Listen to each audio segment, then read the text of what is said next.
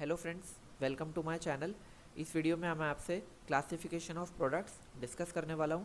So video को आप skip ना करें, एंड तक देखें जिससे आप कोई इंपॉर्टेंट पॉइंट मिस ना कर दें। और आप वीडियो को लाइक कर सकते हैं अगर आपको वीडियो पसंद आता है तो, कमेंट कर सकते हैं अगर आपका कोई भी डाउट होता है तो, और आप इस वीडियो को अपने फ्रेंड्स के साथ शेयर कर सकते हैं। सो बिना किसी देरी के वीडियो को शुरू करते हैं। सबसे पहले हम ये जान लेते हैं कि प्रोडक्ट क्या होता है। So, a product is something you can buy or use to satisfy a need or a desire.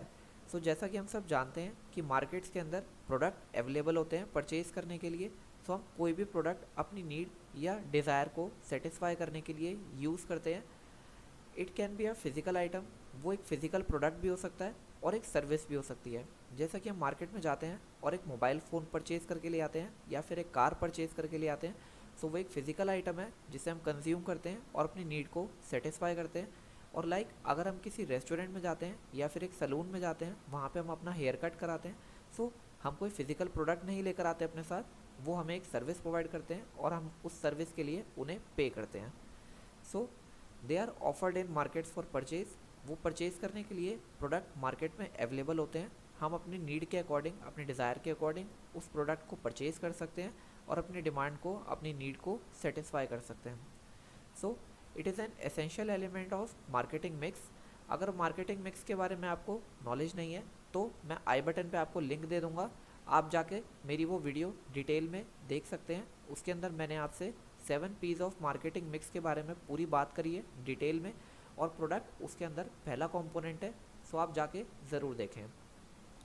अब प्रोडक्ट के एग्जांपल्स देख लेते हैं। जैसा कि हम सब जानते हैं कि प्रोडक्ट कुछ भी हो सकता है जिसे हम टच कर सकते हैं, जैसे कि refrigerator, pen, calculator, mobile phone, flower vase, printer, computer, mic, glasses, कुछ भी हो सकता है प्रोडक्ट। सो चलिए अब इसकी क्लासिफिकेशन देख लेते हैं।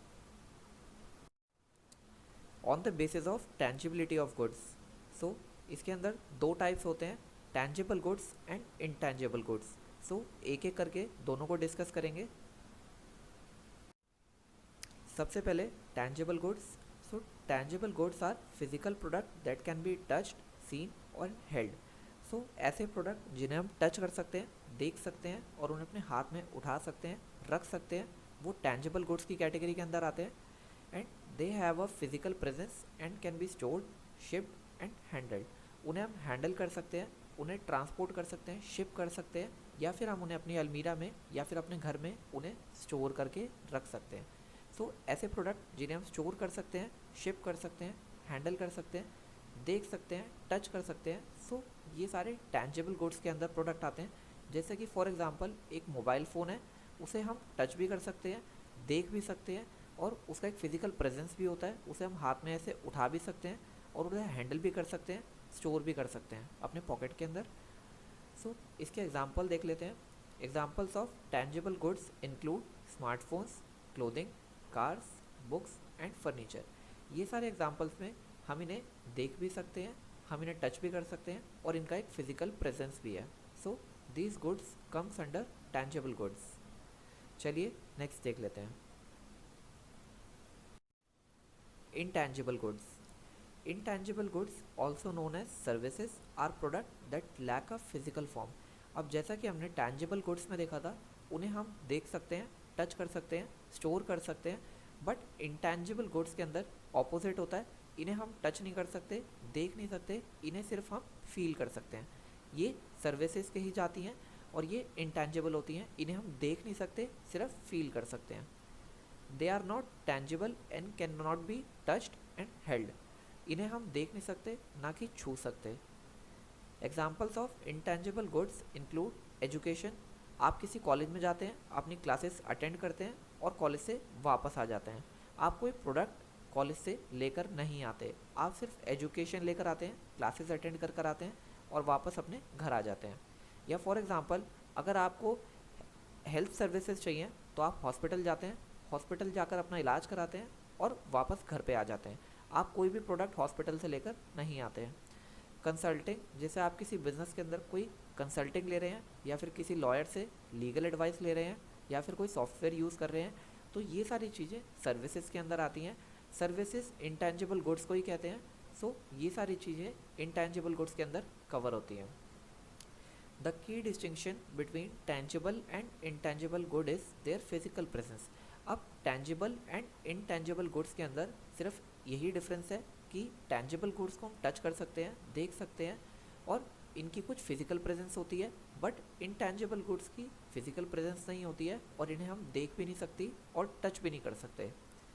सो tangible goods are physical product you can interact with. आप फिजिकल प्रोडक्ट्स के साथ, टेंजिबल गुड्स के साथ इंटरेक्ट कर सकते हैं, while intangible goods are services और product that provide value without a physical form. उससे हमें एक वैल्यू तो मिलती है, हमारी एक नीड तो सेटिस्फाई होती है, हमारी डिमांड फुलफिल होती है, बट हमें कोई फिजिकल प्रोडक्ट नहीं मिलता।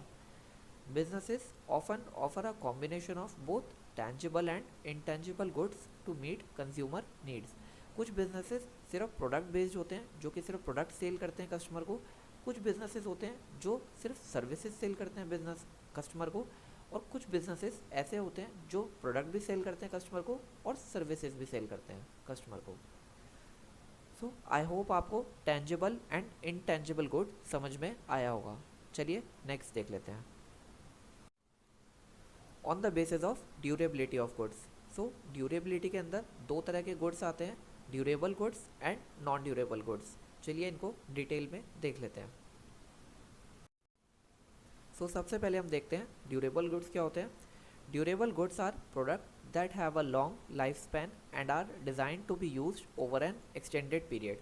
सो ड्यूरेबल गुड्स ऐसे प्रोडक्ट होते हैं जिनको काफ़ी लंबे समय तक चलना होता है और काफ़ी लंबे समय तक चलते हैं, और वो इतना जल्दी वियर एंड टीयर नहीं होते, और वो काफ़ी लंबे समय तक रिपीटेड यूज़ भी हम कर सकते हैं। जैसे कि मैं आपको एग्जांपल देता हूँ, इसके अंदर ऑटोमोबाइल, एक बार ये अगर आप एक गाड़ी लेकर आते हैं तो वो काफ़ी लंबे समय तक चलती है। ऐसा नहीं है कि आज हम एक गाड़ी लेकर आ रहे हैं फिर 2 दिन बाद फिर हम एक गाड़ी लेकर आ रहे हैं, तो ऐसा नहीं होता है।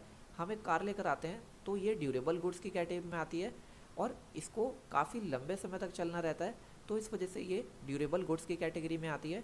जैसे कि कार हो गया, रेफ्रिजरेटर हो गया, washing machine, furniture, electronics and industrial machinery, ये सारे ऐसे गुड्स होते हैं जो काफ़ी लंबे समय तक चलते हैं और ये इतना जल्दी वियर एंड टीयर नहीं होते, इसलिए ये ड्यूरेबल गुड्स की कैटेगरी में आते हैं।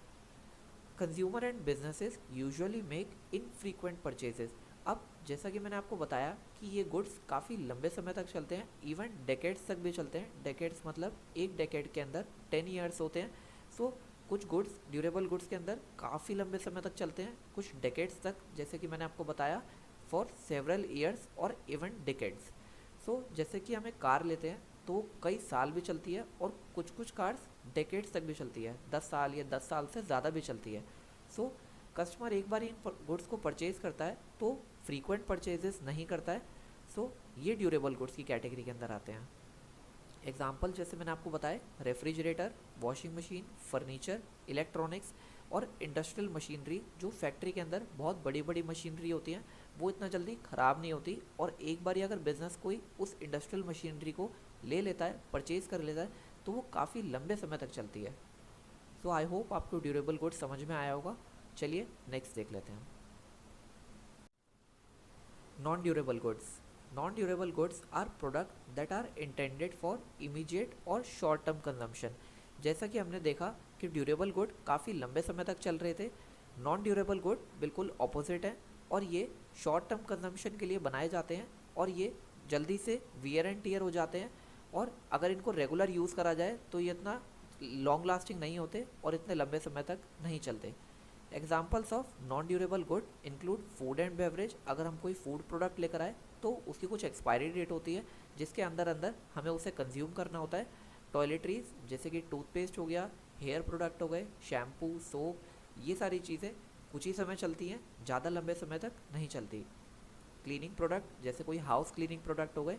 डिस्पोजेबल आइटम जैसे कि कोई पेपर टॉवल हो गया, उसे हमने यूज़ किया और वो ख़त्म हो गया और उसके बाद हम उसे दोबारा यूज़ नहीं कर सकते। या फिर कोई प्लास्टिक यूटेंसिल्स, ये काफ़ी लंबे समय तक लाइक सालों तक या फिर डेकेड्स तक नहीं चलता, इसलिए इनको नॉन ड्यूरेबल गुड्स की कैटेगरी में डाला जाता है। Consumers and businesses make frequent and recurring purchases. अब जैसा कि हमने देखा कि ड्यूरेबल गुड्स में इनफ्रीक्वेंट परचेजेस होते थे, क्योंकि एक बार ही जब प्रोडक्ट ले लिया तो वो काफ़ी लंबे समय तक चल रहा था। लेकिन यहाँ पर केस ऑपोजिट है, और यहाँ पर कुछ ही समय के लिए ये प्रोडक्ट बनाए जाते हैं, ये शॉर्ट टर्म कंजम्पशन के लिए होते हैं और ये इमीडिएट यूज़ के लिए होते हैं। सो इनको परचेज़ काफ़ी फ्रीक्वेंट किया जाता है बिजनेसेस के द्वारा भी और कंज्यूमर्स के द्वारा भी of non durable good, because they are consumed और डिप्लीटेड रिलेटिवली क्विकली। ये ज़्यादा जल्दी डिप्लीट होते हैं, ख़त्म होते हैं, इनको ज़्यादा लंबे समय तक स्टोर नहीं किया जा सकता और ये ख़राब हो जाते हैं कुछ टाइम बाद। The distinction between durable and non durable good is important for inventory management. कोई अगर ऐसा बिजनेस है कि वो एक इन्वेंट्री को स्टोर करता है किसी प्रोडक्ट की, तो उसके लिए समझना काफ़ी ज़रूरी है कि उसका प्रोडक्ट ड्यूरेबल है या नॉन ड्यूरेबल है। उसके बेसिस पे ही वो अपनी इन्वेंट्री को मैनेज करेगा और उसी बेसिस पे वो अपने मार्केटिंग स्ट्रेटजीज़ को डिज़ाइन करेगा और कंज्यूमर बिहेवियर भी वो इसी हिसाब से मैनेज करेगा। So durable goods involve longer purchase cycle. Durable goods का लॉन्गर परचेज साइकिल होता है, मतलब एक बार ही खरीद लिया, उसके बाद काफ़ी टाइम बाद वो दोबारा खरीदा जाता है and often require more significant investment. और इसके अंदर खरीदने के लिए काफ़ी ज़्यादा पैसे भी लगते हैं। बट अगर हम देखें कि नॉन ड्यूरेबल गुड्स के अंदर शॉर्टर परचेज साइकिल होती है, मतलब कि ये काफ़ी छोटे छोटे टाइम पे ख़रीदा जाता है। जैसे आज ख़रीद लिया, उसके बाद 1 मंथ बाद दोबारा ख़रीदना है, फिर 1 मंथ बाद दोबारा ख़रीदना है, ऐसे रहता है। और अगर ड्यूरेबल गुड्स की बात करें तो ड्यूरेबल गुड्स के अंदर एक बार ही ख़रीद लिया तो उसके बाद कई सालों तक भी ख़रीदने की रिक्वायरमेंट नहीं रहती। सो इसके जो नॉन ड्यूरेबल गुड्स की जो परचेजिंग साइकिल है वो काफ़ी शॉर्ट रहती है और रिकरिंग एक्सपेंसेस होते हैं। इसके अंदर कम पैसे लगते हैं और ये कम समय तक चलते हैं नॉन ड्यूरेबल गुड्स। और जो ड्यूरेबल गुड्स होते हैं वो ज़्यादा पैसे लेते हैं जब उन्हें परचेज़ करते हैं तो, और वो काफ़ी लंबे समय तक चलते हैं। आई होप आपको durable and non durable goods समझ में आया होगा। चलिए नेक्स्ट देख लेते हैं। On the basis of usages of goods. So usages के बेसिस पे दो तरह के गुड्स होते हैं, एक कंज्यूमर गुड्स, एक इंडस्ट्रियल गुड्स। उनके भी कुछ सब टाइप्स होते हैं, तो डिटेल में हम समझेंगे। वीडियो को एंड तक देखते रहिए। सबसे पहले हम देख लेते हैं कि कंज्यूमर गुड्स क्या होते हैं। सो कंज्यूमर गुड्स, जैसा कि नाम बता रहा है कि ये प्रोडक्ट परचेज करते हैं इंडिविजुअल भी और हाउस होल्ड्स भी अपने पर्सनल यूज़ के लिए। जैसे फॉर एग्जांपल आप एक टूथपेस्ट लेकर आए, वो टूथपेस्ट आपने अपने हाउस होल्ड कंजम्पशन के लिए यूज़ किया, तो वो एक कंज्यूमर गुड की कैटेगरी में आ गया। अभी हम इसके सब टाइप्स भी पढ़ेंगे जिससे हमें और ज़्यादा क्लैरिटी होगी। सो जो हाउस होल्ड्स और इंडिविजुअल अपने पर्सनल यूज़ या कंजम्पशन के लिए जो भी प्रोडक्ट लेते हैं, तो वो सारे प्रोडक्ट कंज्यूमर गुड्स के अंदर आते हैं। They can be categorised into 4 main सब टाइप्स। इसके 4 मेन सब टाइप्स होते हैं जिनको हम देखते हैं अभी। सबसे पहला है कन्वीनियंस प्रोडक्ट। कन्वीनियंस प्रोडक्ट ऐसे प्रोडक्ट होते हैं जो कि हम एवरीडे खरीदते हैं बिना किसी एफर्ट के, बिना कुछ सोचे समझे। जैसे कि टॉयलेटरीज हो गई, toothbrush, toothpaste, soap, hair product, shampoo, mouth freshener, snacks हो गए, chips, cold drink, beverage, biscuits हो गए, ओवर द काउंटर मेडिसिन। इनको परचेज़ करने के लिए हम इतना नहीं सोचते और हम इन्हें डेली ऑलमोस्ट परचेज़ करते रहते हैं बिना किसी एफर्ट के। सो ये सारे प्रोडक्ट कन्वीनियंस प्रोडक्ट होते हैं। इनके भी कुछ सब टाइप्स होते हैं जैसे कि staple goods, bread and milk, impulse good like purchase on a whim and emergency good. इन तीनों गुड्स के बारे में मैं आपको वीडियो के एंड में बताऊंगा, सो वीडियो के एंड तक बने रहें। नेक्स्ट देख लेते हैं कंज्यूमर गुड का फर्स्ट टाइप हमने कन्वीनियंस प्रोडक्ट देखा। अब उसके बाद हम देखते हैं शॉपिंग प्रोडक्ट क्या होते हैं। Shopping product are purchase after consumer have compared options based on features, price and quality. अब जैसा कि हमने कन्वीनियंस प्रोडक्ट के अंदर देखा, वहाँ पे कस्टमर इतना सोच नहीं रहा था प्रोडक्ट को परचेज़ करने में और उसे इतना एफर्ट भी नहीं लग रहा था। बट शॉपिंग प्रोडक्ट के अंदर वो कंपैरिजन करेगा फीचर्स का, प्राइस का एंड क्वालिटी का। इसके अंदर वो डायरेक्टली बिना कुछ सोचे समझे परचेज़ नहीं करेगा जैसा कि वो कन्वीनियंस प्रोडक्ट में कर रहा था। इसका एक बेस्ट एग्जांपल मोबाइल फ़ोन लेते हैं। आप जब भी कोई मोबाइल फ़ोन परचेज़ करने के लिए मार्केट में जाते हैं तो आप उसके फीचर्स देखते हैं, उसका प्राइस देखते हैं, उसकी क्वालिटी देखते हैं कि उसकी बॉडी मेटल की है, प्लास्टिक की है, उसका प्रोसेसर कैसा है, उसकी रैम कैसी है, वो कितना फास्ट है, उसका कैमरा के स्पेसिफिकेशन क्या क्या हैं। सो हम जब तक उसके फ़ीचर को, प्राइस को, क्वालिटी को कंपेयर नहीं करते तब तक हम उस शॉपिंग प्रोडक्ट को लाइक मोबाइल फ़ोन जैसा कि हमने एग्जांपल लिया है तो हम परचेज़ नहीं करते। सो एग्जांपल इंक्लूड इलेक्ट्रॉनिक्स, जिसमें मैंने मोबाइल फ़ोन का एग्जांपल दिया आपको, क्लोथिंग एंड फर्नीचर। ये कुछ ऐसे प्रोडक्ट हैं जिसके अंदर हम फीचर, प्राइस एंड क्वालिटी को कंपेयर करते हैं, देन उसके बाद हम परचेज करते हैं। इनके भी कुछ सब टाइप्स होते हैं। होमोजीनियस शॉपिंग प्रोडक्ट, जो कि सेम दिखने वाले प्रोडक्ट होते हैं, बट इनको डिफ्रेंशिएट सिर्फ प्राइस करता है। वो दिखने में सेम होते हैं बट प्राइस उनके अलग होते हैं, जिससे हमें पता चलता है कि हाँ ये प्रोडक्ट डिफरेंट है एंड ये प्रोडक्ट डिफरेंट है। एंड हेट्रोजीनियस शॉपिंग प्रोडक्ट, जो कि दिखने में डिफरेंट होते हैं based on their features and quality. Next देख लेते हैं। अभी तक हमने कन्वीनियंस प्रोडक्ट देखा, शॉपिंग प्रोडक्ट देखा कंज्यूमर गुड्स के अंदर। अब हम देखते हैं speciality product. Speciality product are unique और high end items for which consumers are willing to make a special effort to purchase. इसके अंदर एक स्पेशल एफर्ट करता है कस्टमर परचेज करने के लिए, काफ़ी ज़्यादा रिसर्च करता है, अपने रिलेटिव से, अपनी फैमिली में बात करता है, टाइम लेता है परचेज करने में, और उसके बाद एक फ़ाइनल परचेज करता है। इसके अंदर बेस्ट एग्जांपल एक लग्जरी कार का लेते हैं। जब भी हम कोई लग्जरी कार लेने जाते हैं तो हमें काफ़ी सोचना पड़ता है, उसका प्राइस कंपेयर करना पड़ता है, कई सारी डीलरशिप्स पे बात करनी होती है। अगर किसी रिलेटिव के पास ऑलरेडी वो कार है तो हम उससे उसका रिव्यू लेते हैं कि वो कार कैसी है, कंफर्टेबल है, और उसकी क्या स्पेसिफिकेशन है, क्या उसके फीचर्स हैं। तो ये सारी चीज़ें हम देखने के बाद ही एक डिसीज़न लेते हैं। एक स्पेशल एफर्ट करता है कस्टमर इन प्रोडक्ट्स को लेने के लिए। उसके बाद अगर हम डिज़ाइनर क्लोथिंग की बात करें या फिर रेयर कलेक्टेबल जैसे रेयर कॉइन्स हो गए, रेयर स्टैम्प्स हो गई, तो इन सब के प्राइस काफ़ी ज़्यादा एक्सपेंसिव होते हैं। तो हमें परचेज़ करते टाइम इस चीज़ का ध्यान रखना होता है कि हम काफ़ी ज़्यादा रिसर्च करें, सबसे बात करें, टाइम लें, कंपेयर करें सारी चीज़ों को, देन उसके बाद परचेज़ करें। इसके भी कुछ सब टाइप्स होते हैं, जैसे कि लग्जरी स्पेशलिटी प्रोडक्ट, जो कि हाई एंड लग्जरी गुड्स होते हैं। जैसे मैंने आपको BMW का एग्जांपल दिया, ये लग्जरी कार हो गई, तो ये लग्जरी स्पेशलिटी प्रोडक्ट के अंदर आ गई। एंड उसके बाद रेयर स्पेशलिटी प्रोडक्ट, जो कि लिमिटेड एडिशन और यूनिक आइटम्स होते हैं, जैसे कि मैंने आपको स्टैम्प्स बताई, रेयर कॉइन्स बताए, या फिर कोई जैसे मैंने आपको BMW बताई, तो BMW का अगर कोई स्पेशल एडिशन है तो वो एक रेयर स्पेशलिटी प्रोडक्ट हो गया, और अगर वो एक नॉर्मल BMW है तो वो एक लग्जरी स्पेशलिटी प्रोडक्ट हो गया। आई होप कि आपको ये समझ आया होगा। अनसॉर्ट product. Unsought product are items consumer may not actively seek but purchase when a need arises। जब भी कोई नीड अराइज होती है तभी ये प्रोडक्ट लिए जाते हैं, उसके अलावा इन प्रोडक्ट्स की डिमांड मार्केट में नहीं होती। For example life insurance, funeral services, जैसे कि फॉर एग्जांपल किसी के घर में कोई एक्सपायर होता है तो हमें फ्यूनरल सर्विसेज की रिक्वायरमेंट रहती है। ये रिक्वायरमेंट हमें डेली नहीं रहती, ना हम इस चीज़ के बारे में कभी सोचते, बट अगर सडनली कोई एक्सपायर होता है अगर किसी के घर में, तो हमें फ्यूनरल सर्विसेज रिक्वायरमेंट हो जाती है। एंड फायर एक्सटिंग्विशर, अगर कहीं पे आग लगती है तभी हमें फायर एक्सटिंग्विशर की रिक्वायरमेंट रहती है, वरना इस चीज़ के बारे में ना कोई कस्टमर कभी सोचता और ना ही कभी इसकी डिमांड करता। ये चीज़ें ऐसी होती हैं जिनकी डिमांड तभी होती है जब कोई नीड अराइज होती है, जैसे कि मैंने आपको फ्यूनरल सर्विस में बताया एंड आग लगने पर बताया। इसके भी कुछ सब टाइप्स होते हैं। न्यू अनसॉर्ट प्रोडक्ट, जो कि रिसेंटली बनाए गए हैं कंपनी या बिजनेस के द्वारा और अभी कंज्यूमर को नहीं पता कि ये प्रोडक्ट भी एग्जिस्ट करते हैं मार्केट में। एंड रेगुलरली अनसॉर्ट प्रोडक्ट, जो कि आइटम ऐसे हैं जो कंज्यूमर को रेयरली नीड होती है उसकी, बट उन्हें पता होता है कि हाँ ये प्रोडक्ट मार्केट में अवेलेबल है। सो आई होप आप अनसॉर्ट प्रोडक्ट भी समझे होंगे। अब इसके बाद हम देखते हैं इंडस्ट्रियल गुड्स क्या होते हैं। सो इंडस्ट्रियल गुड्स, जैसा हमें नाम से पता चल रहा है कि ऐसे प्रोडक्ट जो कि बिजनेसेस, ऑर्गेनाइजेशन और गवर्नमेंट यूज़ करते हैं अपने बिजनेस प्रोसेसेस को, ऑपरेशंस को इम्प्लीमेंट करने में और उनकी स्मूथ रनिंग के लिए। They can be categorised into several सब टाइप्स। अभी तक हमने कंज्यूमर गुड्स के अंदर ये देखा था कि जो भी इंडिविजुअल और हाउस होल्ड अपने पर्सनल कंजम्पशन के लिए जो प्रोडक्ट ले रहे हैं तो वो कंज्यूमर गुड्स के अंदर आएंगे।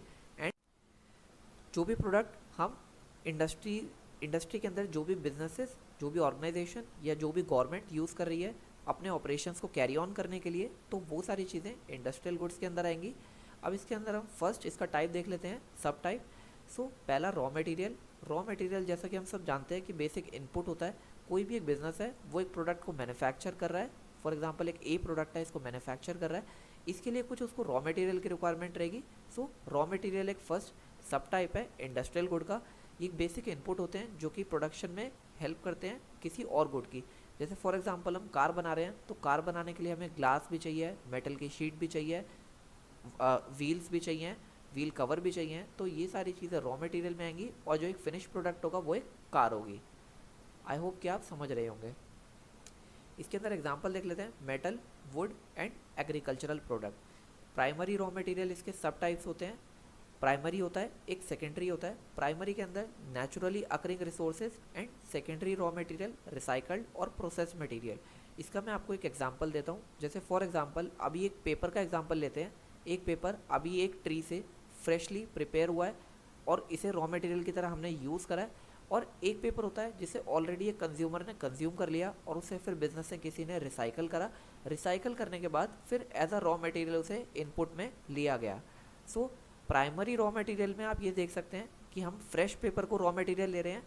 और अगर हम सेकेंडरी रॉ मटेरियल को देखें तो इसके अंदर हम ये देख सकते हैं कि जो रिसाइकल्ड पेपर होगा हम उसे एज अ रॉ मटेरियल अपने इनपुट्स के अंदर ले रहे हैं और प्रोडक्ट को बना रहे हैं। सो इंडस्ट्रियल गुड्स का फर्स्ट सब टाइप रॉ मटेरियल हो गया, जो कि आपको समझा दिया है मैंने। चलिए नेक्स्ट सब टाइप देख लेते हैं, component parts.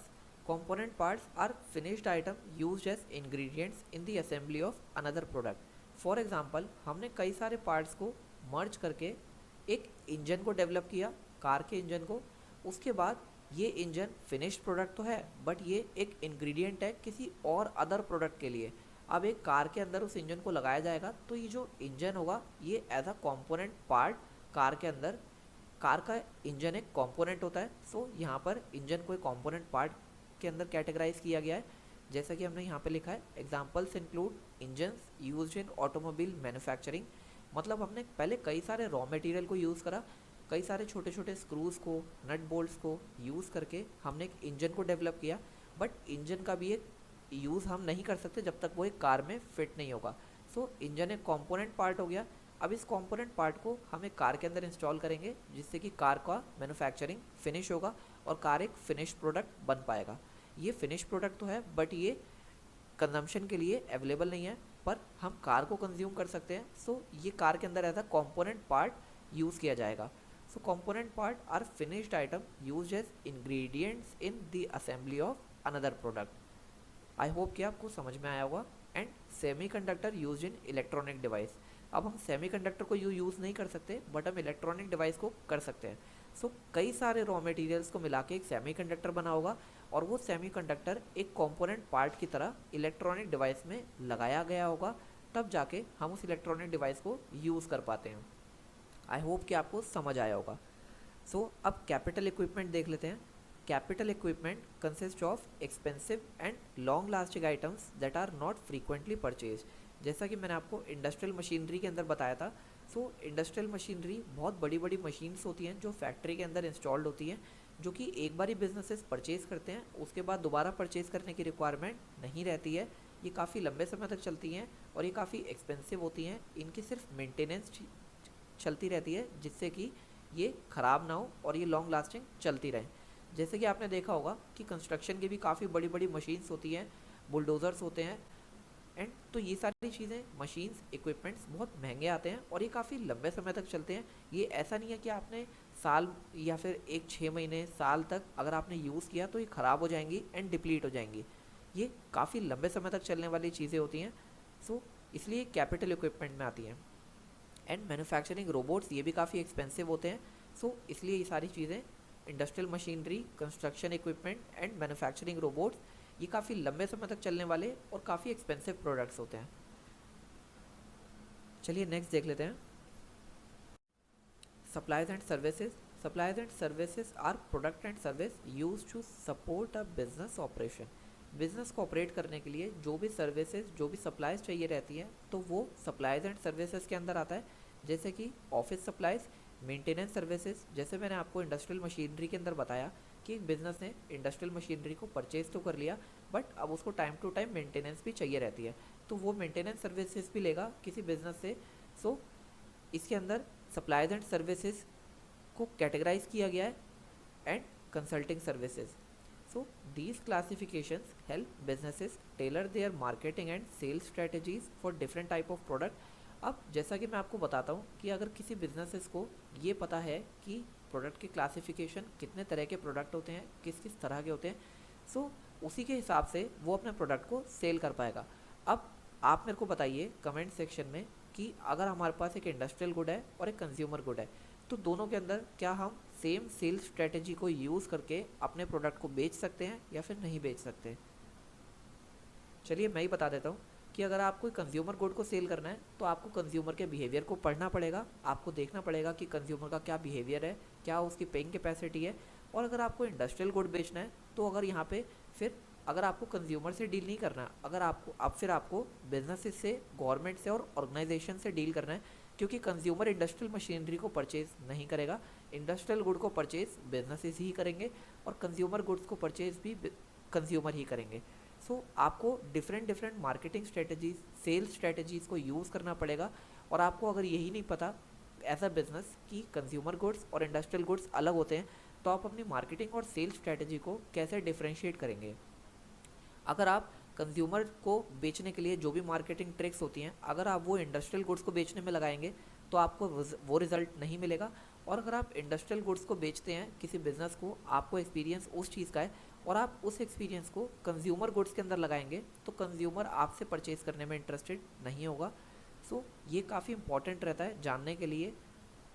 Necessitates distinct approaches in terms of promotion. हमें प्रमोशन करते वक्त भी प्रोडक्ट का अप्रोच को ध्यान रखना है कि हम कंज्यूमर गुड बेचें तो उसका प्रमोशन स्ट्रैटेजी अलग हो, इंडस्ट्रियल गुड्स बेचें तो हमारी प्रमोशन स्ट्रैटेजी अलग हो, क्योंकि यहाँ पर हम बेच रहे हैं कंज्यूमर को और इंडस्ट्रियल गुड्स हम बेच रहे हैं बिजनेसेस को। सो हमें इस चीज़ का काफ़ी ध्यान रखना है और हमें डिस्ट्रीब्यूशन किस तरह से करना है, प्रोडक्ट की प्राइसिंग किस तरह से करनी है एंड कस्टमर को टारगेट किस तरह से करना है। सो ये सारी चीज़ें इसके अंदर हमने देखी। हमने अभी तक देखा कि कंज्यूमर गुड्स क्या होते हैं, इंडस्ट्रियल गुड्स क्या होते हैं, टेंजिबल एंड इंटेंजिबल गुड्स क्या होते हैं, durable and non durable goods क्या होते हैं। चलिए नेक्स्ट देख लेते हैं। अब जैसा कि मैंने आपको बताया था कि मैं staple, impulse and emergency good जो कि कन्वीनियंस गुड्स के सब टाइप्स हैं, तो इनके बारे में डिस्कस कर लेते हैं। Staple goods. Staple goods are everyday necessities that people regularly purchase. ऐसे प्रोडक्ट जो कि पीपल एवरीडे परचेज करते हैं बिना किसी एफर्ट के, बिना किसी थिंकिंग के, प्लानिंग के, तो वो सारे स्टेपल गुड्स में आते हैं। They are essential for daily living and often have a consistent demand. इनकी कंसिस्टेंट डिमांड होती है क्योंकि डेली यूज़ के प्रोडक्ट होते हैं, जैसे कि मिल्क, वीट, ब्रेड, ये सारी चीज़ें डेली की होती हैं, टॉयलेटरीज एंड बेसिक ग्रॉसरीज। अब देख लेते हैं इम्पल्स गुड्स क्या होते हैं। Impulse goods are items that consumers buy on a whim, often without prior planning.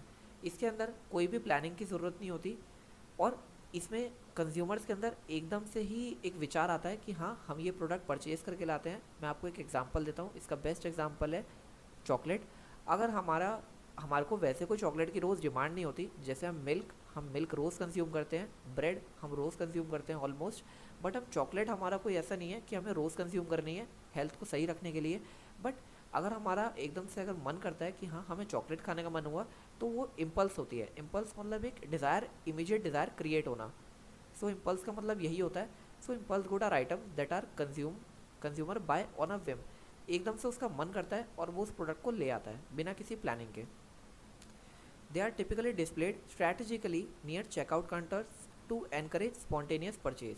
जैसे कि आपने बिग बाज़ार में या फिर किसी सुपर बाज़ार के अंदर अगर आप शॉपिंग करने गए होंगे तो आपने देखा होगा कि जहाँ पे चेकआउट काउंटर होता है वहाँ पे कई सारी candies, toffees, chocolates, energy drinks, ये सारी चीज़ें डिस्प्ले की जाती हैं जिससे कि एक चेकआउट करते हुए भी लोग उसे देखें और उसे एकदम से परचेज़ करें। इन्हें इम्पल्सिव बाई कहते हैं। इम्पल्सिव बाइंग की इम्पल्स एकदम से कस्टमर की क्रिएट हुई और उसने उस प्रोडक्ट को परचेज़ कर लिया। उसके लिए कोई वो प्लानिंग नहीं करता कि हाँ मुझे आज मार्केट से चॉकलेट परचेज़ करनी है, बट एकदम से उसका मन करता है और उसको इम्पल्स जनरेट होती है और वो उस चीज़ को परचेज़ कर लेता है। Example include candy, magazines and small novelty items. Next देख लेते हैं इमरजेंसी गुड। इमरजेंसी गुड, जैसा कि आपको नाम से ही पता चल रहा है, emergency goods are items that consumers buy in response to unexpected और अर्जेंट सिचुएशन। जैसे कि कोई अनएक्सपेक्टेड सिचुएशन हुई या फिर कोई अर्जेंट सिचुएशन हुई जो कि हमने प्लान नहीं करी थी, हमने एक्सपेक्ट नहीं करी थी कि ऐसा भी कुछ हो सकता है। फॉर एग्जांपल अगर कोई मेडिकल इश्यूज़ हो गए किसी पर्सन को, तो उसे मेडिसिन चाहिए रहेगी, तो ये एक इमरजेंसी गुड है। इसके अंदर वो कुछ भी प्लानिंग नहीं करेगा, अगर उसे चाहिए, अगर उसकी मेडिकल कंडीशन अच्छी नहीं है तो वो मेडिसिन परचेज करेगा। They are not part of regular shopping list, ये रेगुलर शॉपिंग लिस्ट का पार्ट नहीं होता। जब भी कोई इमरजेंसी होती है तब इन गुड्स को परचेज किया जाता है, but are acquired when the need arises, जब भी कोई नीड अराइज होती है तभी हम इन गुड्स को परचेज करते हैं। Examples include first aid kits, हम जब भी कोई इमरजेंसी होती है तभी हम फर्स्ट एड किट को परचेज करते हैं, वरना हमारे को ऐसी कोई रिक्वायरमेंट नहीं रहती। Flash light during power outage, अगर कभी लाइट चली जाती है तो हम फ्लैश लाइट को परचेज करते हैं। ये भी हमें तब, अब हम हमारी डेली लिस्ट में फ्लैश लाइट नहीं होगी, बट अगर कभी इमरजेंसी होती है तो हम फ्लैश लाइट को परचेज करेंगे, जैसे कि कोई पावर आउटेज है, अगर लाइट चली गई। या फिर tyre repair kit when faced with a flat tyre, अगर टायर पंचर हो गया तो हम टायर रिपेयर किट को परचेज करने का प्लान करेंगे, क्योंकि एक इमरजेंसी गुड है। अभी हम एक इमरजेंसी में हमारा टायर पंचर हो गया है कार का, सो हमें टायर रिपेयरिंग किट की इमरजेंसी की रिक्वायरमेंट है। आई होप कि आपको अभी तक यहाँ पे सब कुछ समझ आया होगा। आपने इस वीडियो से क्या लर्निंग ली आप मुझे कमेंट सेक्शन में बताइएगा। I will definitely wait for your comments. Thanks for watching this video. You can like और share this video to your friends. Thank you.